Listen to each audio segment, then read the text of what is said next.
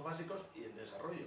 Evidentemente el desarrollo podía ser sustituido por las comunidades autónomas. El tribunal lo que hizo fue partir de ese concepto material para permitir que las comunidades autónomas pudieran asumir sus competencias incluso antes de que el Estado aprobase nuevas leyes posteriores a la Constitución, porque si no, la competencia de la comunidad autónoma habría quedado desplazada, habría quedado retrasada, aplazada si queremos, sin edie, es decir, sin fecha, esperando a que el legislador estatal aprobase nuevas leyes conformes a la Constitución donde solo regulara las bases. Entonces el tribunal lo que dijo es, bien, en todas estas leyes preconstitucionales, como es obvio, vamos a partir de un concepto material de bases. Vamos a ver qué parte es básica y la parte que no sea básica, que sea desarrollo, puede ser sustituida por las comunidades autónomas aprobando sus propias leyes y en el momento que las comunidades autónomas aprueben sus propias leyes, mientras se limiten al desarrollo, estarán dentro de sus competencias. Naturalmente, cuando se produzcan dudas y no quede claro qué parte de la ley autonómica o si la ley autonómica es mero desarrollo o entra en aspectos básicos, o si la ley estatal pues igualmente entra en aspectos de desarrollo, entonces estará el Tribunal Constitucional para delimitar si ha habido extralimitación competencial, es decir, si la norma, bien sea estatal, bien sea autonómica, se han excedido. Pero poco a poco el tribunal fue incidiendo más en los aspectos formales. Los aspectos formales significa que la legislación básica del Estado tiene que estar aprobada formalmente como tal, es decir, que una ley nos tiene que decir que esta regulación es básica, o si una ley contiene aspectos básicos y otros que no lo son, tiene que establecerse en las disposiciones adicionales de la ley qué aspectos son básicos y cuáles no son básicos. Por lo tanto, poco a poco el tribunal ha ido insistiendo en la necesidad de formalizar las bases, en la necesidad de que el Estado, sobre todo en las leyes que se aprueban, bueno, no sobre todo, únicamente en las leyes que se aprueban después de la Constitución, porque las anteriores eso ya no era posible, pero en las leyes que se van aprobando, vaya señalando, allí donde el Estado tenga competencias básicas, vaya señalando, o bien que toda la legislación, la ley que se aprueba, tiene ese carácter básico, o si no lo tuviera toda la ley, pues señalar qué artículos tienen carácter básico y qué artículos no tienen carácter básico. A partir de ahí, ¿cómo ha definido el tribunal las bases? Bueno, pues ha dicho algunas proclamaciones generales, nos ha dicho, bueno, las bases lo que suponen es un tratamiento normativo común de una materia, es decir, esa parte que tiene que ser común le va a corresponder al Estado y a partir de ahí cada comunidad autónoma puede desarrollarlo de manera diferente. También señaló que con carácter general las bases tienen que aprobarse mediante ley de Cortes Generales, ¿no? y que esta ley pues tiene que especificar su carácter básico o especificar, como he dicho antes, qué artículos son básicos. Pero también, excepcionalmente, el tribunal ha permitido que los decretos del Gobierno Central puedan regular aspectos básicos cuando esta regulación sea imprescindible para garantizar ese fin perseguido en la reserva competencial y, por tanto, para garantizar un tratamiento normativo común de ciertos aspectos o de ciertas cuestiones que el tribunal considera que forman parte, digamos, de esa competencia del Estado. Incluso, muy excepcionalmente, el tribunal pues, ha admitido que dentro de las bases se pueden incluir algunas funciones de tipo ejecutivo, ¿no? Bien, esto en cuanto a la normativa básica. Hay que decir que los estatutos que se aprobaron o que se reformaron, se aprobaron como nuevos estatutos a partir del año 2006, el de Cataluña y otros posteriores, han hecho un reparto competencial o contienen unas listas de competencias muchísimo más especificadas, mucho más detalladas, partiendo en base de o en parte de la propia jurisprudencia constitucional para bloquear lo que sería el desarrollo, es decir, definiendo en el propio estatuto lo que sería básico y lo que sería desarrollo para la comunidad autónoma, o dicho de otra manera, definiendo lo que se va a considerar en todo caso desarrollo de una materia, lo cual, en su contrario, pues implicaría una definición de las bases. Esto puede plantear algunos problemas porque no es evidentemente la competencia de la comunidad autónoma el determinar lo que es básico y lo que no, sino simplemente dentro del ámbito de lo que es desarrollo de una materia, pues aprobar sus propias competencias. No obstante, en la medida en que la determinación en el caso concreto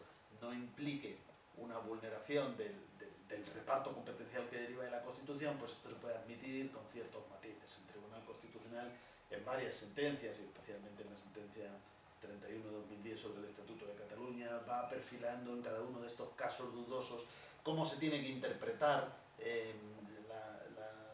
normas del estatuto que perfilan o que definen ya qué parte de una materia se va a considerar necesariamente desarrollo, ¿no?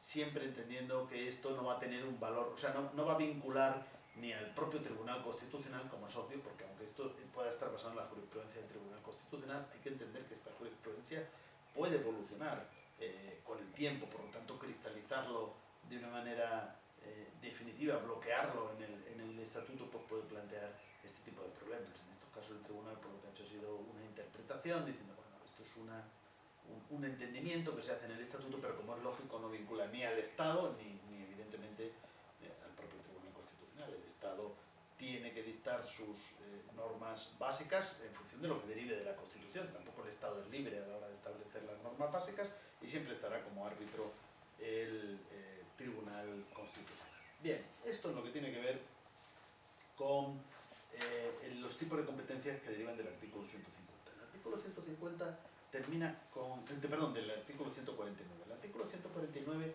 termina con una doble cláusula residual, porque el artículo 149 nos va a decir qué competencias son competencias exclusivas del Estado o competencias compartidas en las cuales el Estado tiene legislación o competencias compartidas en las cuales el Estado tiene las bases, pero el 149 no nos dice que las comunidades autónomas necesariamente tengan que asumir el resto de las competencias, es decir, las materias no enumeradas o dentro de las materias enumeradas aquello que diga sin perjuicio o aquello que sea desarrollo o aquello que sea ejecución.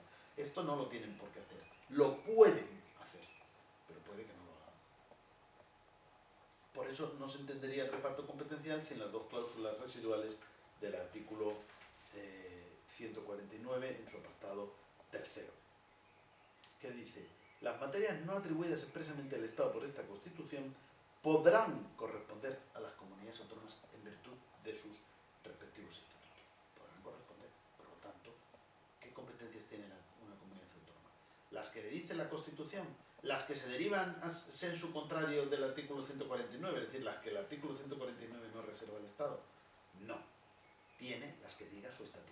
Lo que pasa es que su estatuto solo puede decir las que se derivan en su contrario del artículo 149, es decir, las que el artículo 149 no reserva o total o parcialmente de una manera compartida al Estado.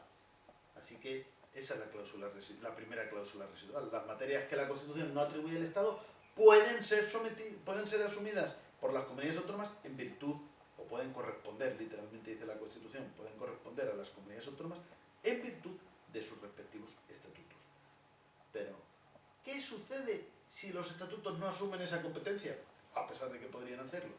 Pues entonces ahí viene la segunda cláusula residual. La competencia sobre las materias que no se hayan asumido por los estatutos de autonomía corresponderá al Estado. El artículo sigue diciendo, cuyas normas, pero bien, lo que sigue diciendo el artículo lo vamos a analizar o comentar luego en otra pregunta. Por lo tanto, doble cláusula residual. Las competencias que no están atribuidas al Estado en el 149 pueden ser asumidas por los estatutos.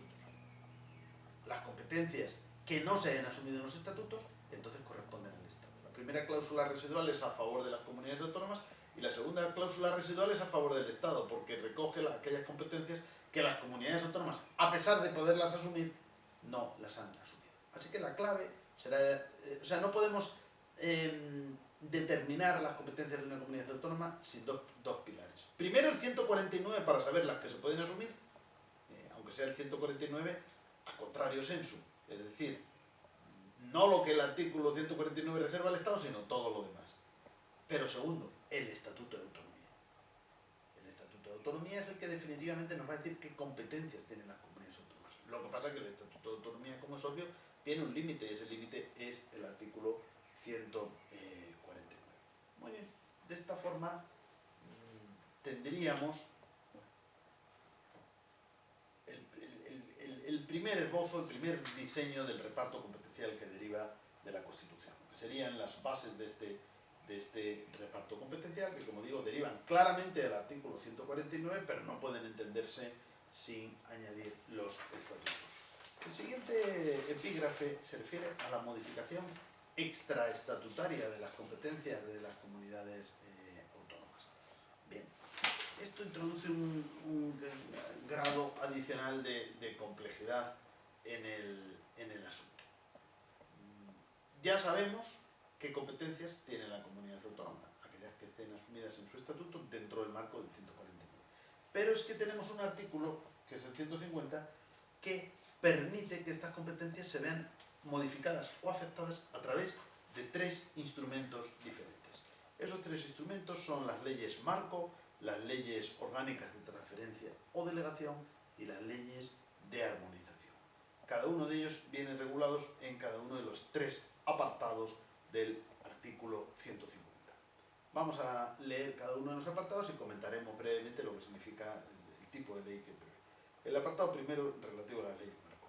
Las Cortes Generales, en materia de competencia estatal, podrán atribuir a todas o alguna de las comunidades autónomas la facultad de dictar para sí mismas normas legislativas en el marco, por eso se llaman leyes marco, de los principios, bases y directrices fijados por una ley estatal. Sin perjuicio de la competencia de los tribunales, en cada ley marco se establecerá la modalidad de control de las Cortes Generales sobre estas normas legislativas de las comunidades autónomas. Por lo tanto, las leyes marco permiten atribuir a las comunidades autónomas competencias legislativas, pero dentro de que son de titularidad del Estado, es decir, dentro del ámbito competencial del Estado, reservado en el artículo 149, todavía el Estado puede atribuir a las comunidades autónomas la posibilidad de dictar, de asumir competencias legislativas. Eso sí, el Estado tiene que establecer unos principios, bases o directrices que han de respetar esas competencias autonómicas.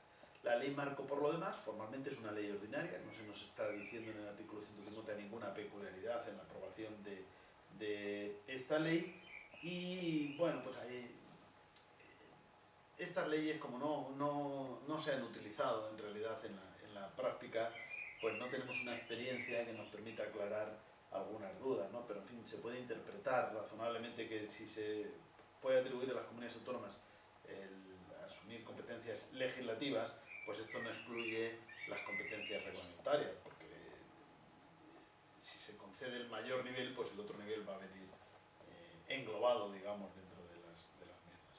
Y luego, pues ya hemos leído que también la Constitución nos establece una forma de control, que, como ya digo, ante la falta de una práctica sobre este tipo de leyes, pues tampoco sabemos qué tipo de modalidades, pero en fin, las propias Cortes Generales pueden establecer unas modalidades de control, sin perjuicio del control de los tribunales, que ya viene aquí mencionado, y que, como sabemos, y bueno, vamos a ver en la próxima lección con un poquito más de detalle, puede ser tanto de los tribunales de lo contencioso administrativo, de los tribunales ordinarios, como del Tribunal Constitucional. En el caso de las normas con rango legal, es decir, de las competencias legislativas que puedan asumir las comunidades autónomas, siempre va a ser el Tribunal Constitucional, pero en el caso de las normas de rango infralegal, de las normas reglamentarias, el control se puede llevar a cabo tanto por el Tribunal Constitucional como, por supuesto, por los tribunales ordinarios del orden contencioso administrativo.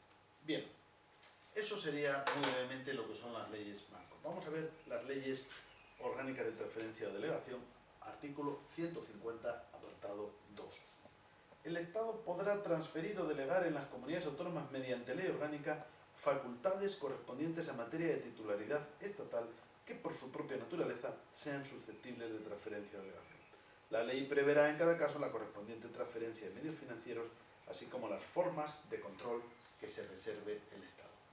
Bien, aquí tenemos ya leyes orgánicas. La primera diferencia que vemos con las leyes marco es que estas leyes de transferencia o delegación tienen carácter orgánico. La segunda es que aquí no tenemos unos principios, directrices o bases, sino directamente lo que hay es una transferencia o una delegación. La diferencia entre transferencia o delegación en la práctica tampoco está muy clara, pero puede interpretarse fácilmente que, o por lo menos en línea de principio, que transferencia implica la entrega de una competencia de titularidad estatal, mientras que la delegación va a permitir una recuperación de esa competencia por parte del Estado. Aquello que se delega puede volver, aquello que se transfiere, pues en principio quedaría en manos de la comunidad autónoma. Aquí, como he dicho, no hay bases o principios, implica también la transferencia de medios financieros y puede transferirse o delegarse cualquier competencia de titularidad estatal del artículo 149.1, pero hay un límite implícito porque nos dice aquellas que por su propia naturaleza sean susceptibles de transferencia o delegación. Podemos pensar en algunas competencias que digamos, bueno, es que esto no puede transferirse o delegarse. No sé si en fin, por ejemplo, defensa, relaciones internacionales, este tipo de cuestiones que podemos imaginar que son esenciales para la propia existencia del Estado, pues difícilmente es fácil pensar en que ese tipo de competencias se pudieran transferir o delegar a las comunidades autónomas, por no decir sistema monetario, etcétera, en la cual más bien lo que ha hecho ha sido transferirse al ámbito de la Unión Europea, con lo cual impensable que esto se pudiera transferir a las comunidades autónomas. Serían competencias, digamos, todavía intrínsecamente derivadas o vinculadas a ese concepto de soberanía, aunque ya veíamos al analizar el texto de Bodino que esto siempre es discutible, ¿no? Que nuestro concepto de soberanía no se puede equiparar en tantísimos aspectos a aquel concepto de soberanía de Bodino, pero todavía podemos pensar que hay competencias que no son susceptibles de transferencia o delegación. Y luego estaría la cuestión de la relación entre la ley orgánica de transferencia y los estatutos, porque aquí sí tenemos una experiencia práctica, es decir, sí que se han aprobado a lo largo de nuestra historia leyes de nuestra historia constitucional, leyes orgánicas de transferencia o delegación. Lo mencionábamos en el tema en el que comentábamos el proceso autonómico, pero esto siempre ha tenido una relación con los estatutos. Primero, aunque necesariamente esto no deriva de la Constitución, ¿no? Pero las primeras leyes orgánicas de transferencia o delegación, que sabemos que fueron para Valencia y para Canarias, permitiendo que estas comunidades autónomas, a pesar de que habían accedido por la vía ordinaria, desde el primer momento fuesen a un mayor nivel competencial. Bien, pues estas leyes de transferencia o delegación se aprobaron a la vez que el estatuto, y el estatuto ya contenía un artículo que decía: estas competencias podrán asumirse cuando sean transferidas o delegadas por el Estado. Por lo tanto, de esta manera, esto que es una modificación extraestatutaria de las competencias se incorporó automáticamente al estatuto, de tal manera que ha habido una relación, o hubo ahí una relación inmediata, ¿no?, entre la ley orgánica de transferencias y el propio estatuto. El estatuto previó unas competencias que se incorporarían cuando se transfirieran, pero se transfirieron a la vez. Y luego, un segundo proceso de transferencia de competencias del Estado a las comunidades autónomas fue aquel que se hizo en bloque en 1992, que también comentamos al describir el proceso autonómico, donde a todas las otras comunidades autónomas, de hecho a las 10